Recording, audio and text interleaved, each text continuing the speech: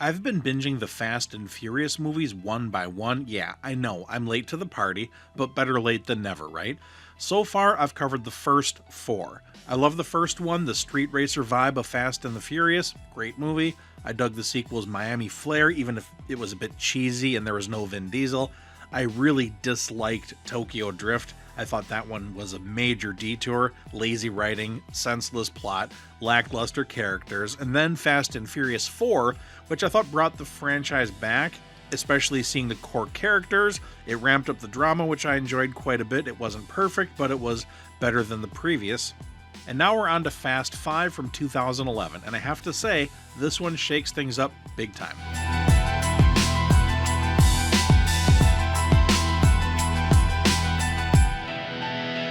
Now, I did watch this movie once upon a time on Blu-ray, back when renting discs was still a thing, but it was out of context from the rest of the movies, and I hadn't seen it since, and I hadn't watched the other movies prior to Fast 5. I barely remember any of it. Rewatching this movie for this channel was almost like watching it for the first time. Fast 5 picks up right after Fast and Furious 4, where Dom Toretto, our brooding anti-hero played by Vin Diesel, gets sentenced to 25 years in prison for his crimes. Brian O'Connor, the cop-turned-ride-or-die bro, played by Paul Walker, teams up with Mia, Dom's sister, to bust him out of a prison bus in a high-speed chase. Fast 5 opens immediately where Fast 4 left off, with an insane sequence where Brian and Mia flip the bus to free Dom, metal twisting, tire screeching, blah blah blah, etc. And here's my first major gripe of the movie. I can see Brian looking the other way, I can see him bending the rules, but attacking a jail bus? Would a cop, even a cop that was a little bit, I don't know, not quite as ethical as other cops, but would a cop actually be willing to risk the lives of honest corrections officers, people that were just doing their jobs? That's an aspect of these movies I just can't quite get behind. Anyway, from there they flee to Rio de Janeiro, Brazil to lay low. But nothing really stays low-key for these people. Mia reveals that she's pregnant with Brian's kid, adding the family dynamic that apparently becomes the franchise staple. I do know just through cultural osmosis that family is supposed to be a big thing about these movies, and I don't really recall it being mentioned much in the previous four, but it definitely is in Fast 5. I remember Shazam 2, where Shazam says, "I watched all the Fast and Furious movies, and I know it's all about family," so I guess this is the movie where that all really starts.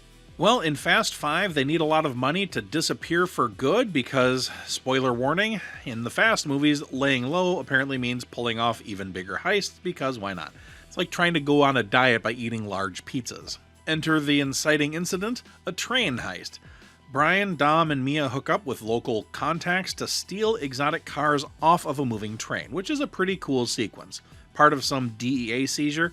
Things go sideways pretty fast. Cars belong to a criminal named Reyes, a corrupt Brazilian kingpin who runs Rio like his own personal empire, controlling the cops and the slums alike.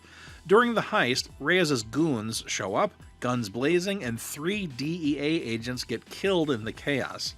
Now here's where I pause as a story lover to call out something that I kinda didn't like very much. While Brian and Dom didn't actually pull the triggers, Reyes' men did, but under law that's considered felony murder.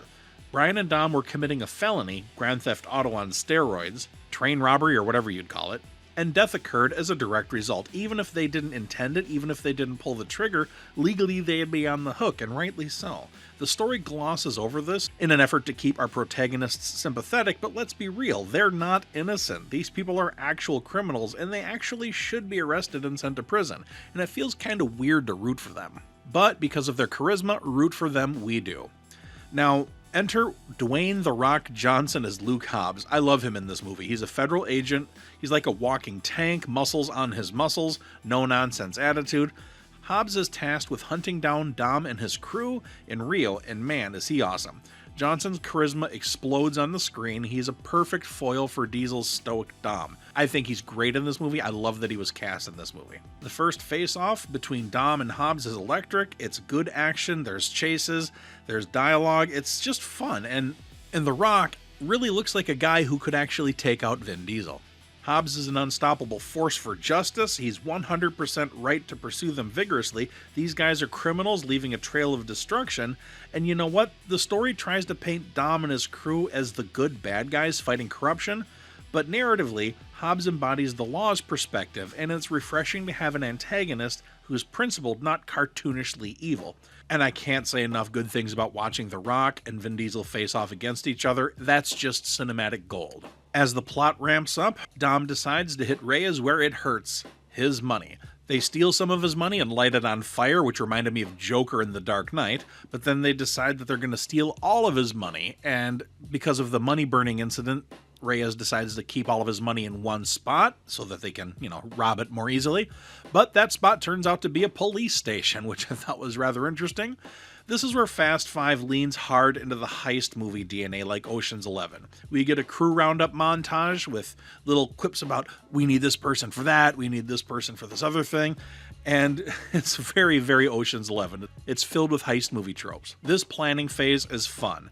Testing cars, surveillance, and it's all good and fun, but it makes the movie feel a tad bloated. It takes forever to get the main heist plot rolling. We're something like 45 minutes in before the team is fully assembled. With all the side chases and character beats along the way, it's a drag and it just takes a little bit too long to get going. But man oh man, once it does get going, it's fun. Another thing about this movie is that it has a serious tonal shift from the previous movies, and this is a pretty big deal, I think. The first 4 movies were car movies with a crime element. Think underground racing, nitrous boost, street cred as the core, and all that stuff. Crimes were a means to an end. It was really a movie about the cars. Fast 5 flips that. Now it's a crime movie with a car element. The heist is the star, the planning, the twists, the betrayals. The cars are tools, not the focus of the movie. And as a guy who really doesn't care that much about cars, I welcome this shift. Pun intended. Even so, we do get some epic car sequences, especially at the end where they drag a vault through the streets of Rio, demolishing everything, cop cars flipping like toys.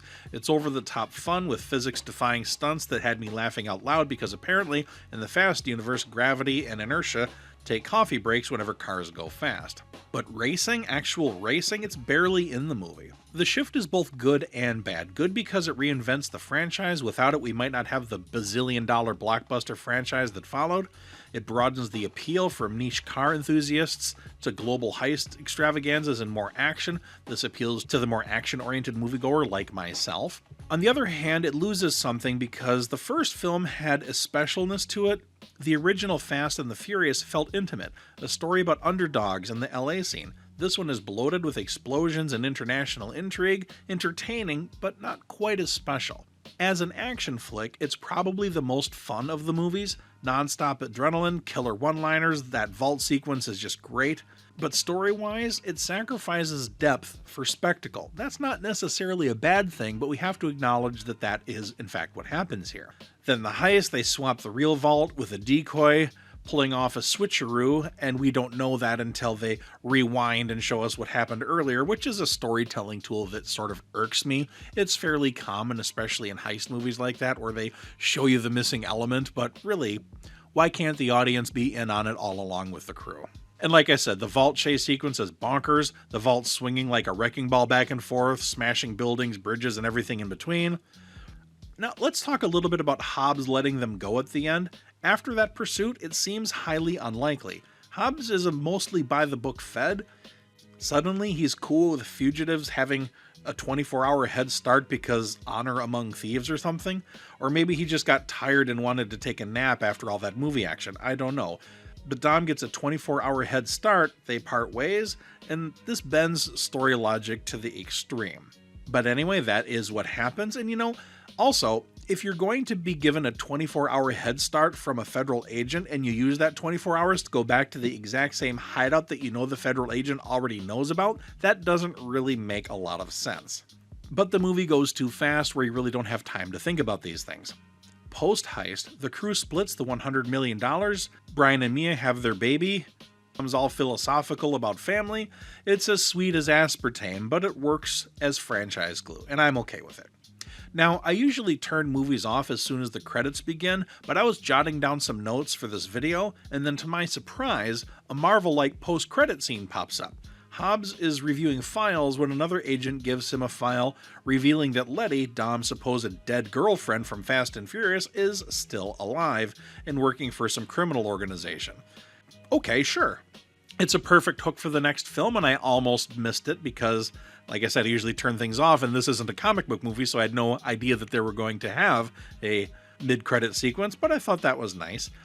Overall, I think Fast 5 was a blast. It was easily the most entertaining action film of the franchise thus far. I love the addition of Dwayne "The Rock" Johnson's Hobbs character. He steals the show with every scene that he's in. But as a story critic, it's not perfect. The bloat is real. The moral shortcuts and glossovers are a little bit annoying. Unlikely character actions kind of bug me when characters go against their nature. Like when Hobbs just decides to let them go. That didn't feel earned, that didn't feel real. Things like that irritate me, but overall, the fun far outweighed the annoying. Let me know in the comments what you think. How did you feel about Fast 5? Do you think I'm going to like the 6th one? Because I'm going to keep going. I'm going to watch every one of these movies and let you know what I think as I go through. Until next time, folks, Eric Wilfred Watson signing out.